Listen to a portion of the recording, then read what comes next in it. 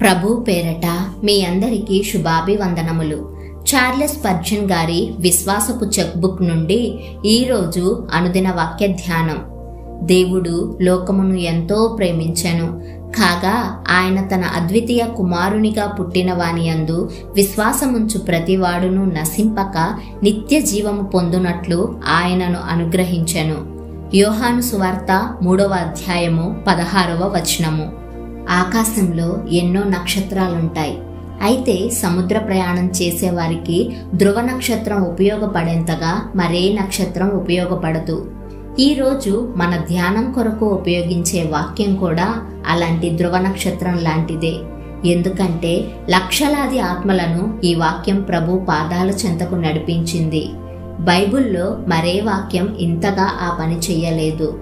నక్షత్ర రాసుల్లో స్వాతి నక్షత్ర సమూహం ఎంత ప్రఖ్యాతిగాంచిందో ఆ విధంగా బైబిల్ వాగ్దానాలన్నింటిలో యోహాను 3:16 అంత ప్రఖ్యాతిగాంచింది. అందులోని ప్రతి మాట ప్రత్యేక రీతిలో ప్రకాశిస్తుంది. ఇక్కడ మనం ఎంతో అనే మాటతో కలిపి దేవుని ప్రేమ అనే మాటను చూద్దాం. ఎందుకంటే ఎంతో అన్న మాట దేవుని ప్రేమ అన్న మాటలో ఉన్న గొప్పతనాన్ని మనకు వివరిస్తుంది. ఆ తరువాత సకల విధమైన గొప్పతనంతో ఉచితంగా మనకు ఇవ్వబడుతున్న దేవుని బహుమానమును గురించి ఆలోచిద్దాం. ఈ బహుమానం దేవుని కుమారుడే. ఈ ప్రేమ బహుమానం లాంటి బహుమానం ప్రపంచంలో ఏదీ లేదు. దానికి విలువ కట్టడం అసాధ్యం. పరలోకపు అద్వితీయ కుమారుడు ఈ లోకానికి పంపబడి మనుషుల మధ్య ఆయన నివసించి వారి నిమిత్తం ప్రాణం పెట్టేంత వరకు ఆ బహుమానాన్ని ఈ ప్రపంచం స్పష్టంగా చూడలేకపోయింది. అయితే మనం ఈ 3 విషయాల్లో సంపూర్ణమైన వెలుగును చూస్తాం. ఆ తరువాత వాక్యంలో మనం చూడాల్సిందేమిటంటే మనుషుల్లో ఉండాల్సిన కనీస అవసరత అయిన విశ్వాసం.